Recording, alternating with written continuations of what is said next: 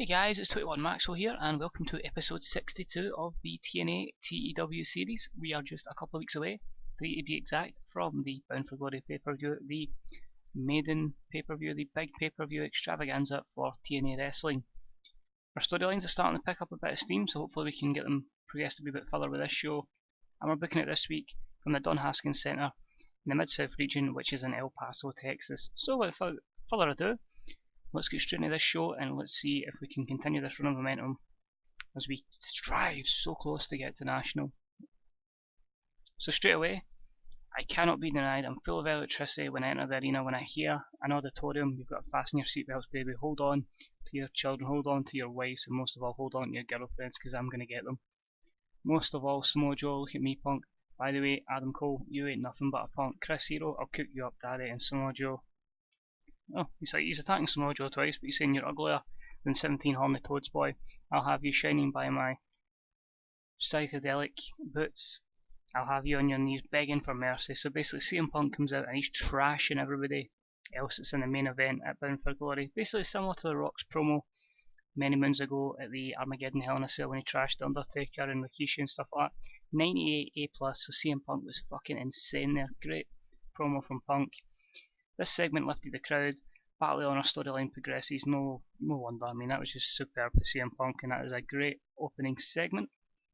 Steve Austin then books tonight's main event, which is going to be Chris Hero versus CM Punk in again 81B. So we got a solid main event tonight. In the opening contest, in a match that had some good action and average heat, AR Fox defeated DJZ in 9:43 with a Kryptonite Crunch, continuing his run of momentum before we get to Bound for Glory in a solid 65C rated match. A good match to try and get the crowd pumped up, although I think that CM Punk promo would have really got them psyched. Next up, Adam Cole arrives at the arena in a limo, and he's thinking, well, I don't know what CM Punk said about me, so how's he going to react when he finds out? We'll soon see, but I get a 76, B-. In a match that had some good action and average heat, Brother Devon defeats Eddie Edwards in 10:01 by pinfall with a lifting reverse DDT, a 60C rated segment. Good chemistry between them. Again, it's putting the pressure on Edwards that he cannot defeat Brother Devon. It continues the storyline, no skill improvements there. Yep, we're going to turn them, don't worry.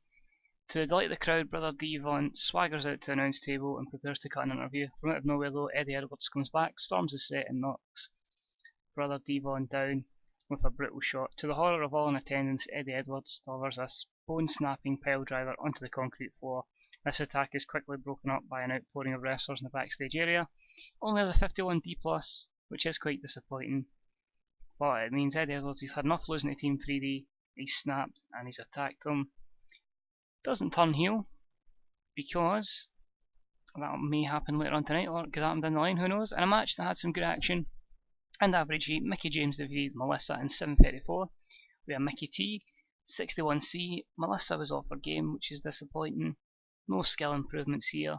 Just another match to make Mickie James look strong before we'll see what happens anyway with the Divas or knockouts at Bound for Glory, but I'm assuming Mickie James should be involved in that match. Eddie Edwards and David Richards announced backstage that they are forming an alliance. The Wolves are back. They were only separated for a short period of time, but they're now back. 61C, and it took 7 segments, and the turn was a complete success, but Eddie Edwards is now a heel, so we can go Team 3D, the American Wolves, the Wolves. That's happening at Bound for Glory for the tag titles. In a match that had some good action and average heat, Jacob Goodnight and Jeffro defeated Rob Van Dam and Matt Hardy in 9:45, and Jacob Goodnight defeated RVD with a chokeslam. Only a 54C-. Jacob Goodnight was off his game, although both the Hardy Boys storyline has improved and Jeffro's improving his performance skills. So basically, it's getting Kane finally getting a victory over RVD, but that feud will certainly continue. We then have a segment with EC3. He's talking about how good he is, and that got him a 60C before he was in action right after it. The match had some good action, but not much in the way of heat. EC3 defeats Morrison in 8 minutes and 18 seconds with a headlock driver, and that got us a 63C. Morrison was off his game, the commentary team done well.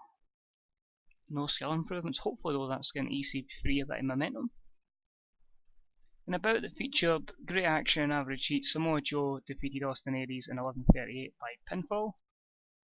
Only a 65C, which is disappointing, even though they've got good chemistry. I was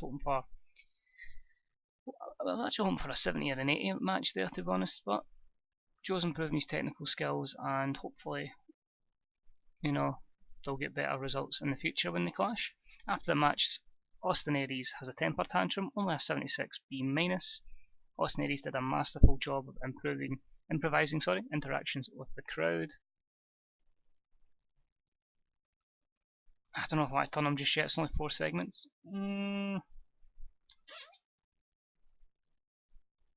We'll leave it. We don't want 2 heel turns in the same show, so we'll keep that one for further down the line. And then the main event, in a bout that featured great action and a good crowd, Chris Hero defeated CM Punk in 2026 by pinfall with a death blow, following interference from Adam Cole.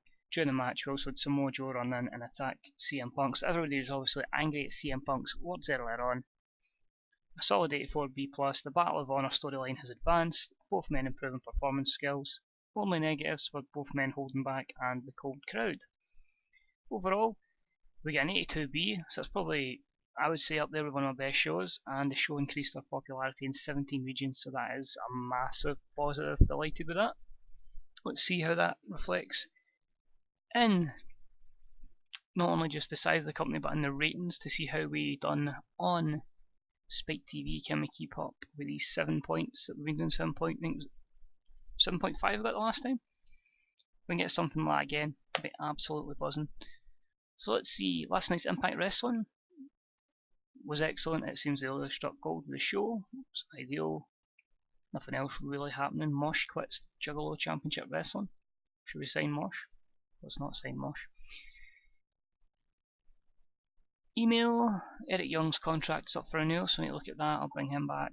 Stella and James Keenan decided to re-sign with WWE, so we won't be signing him.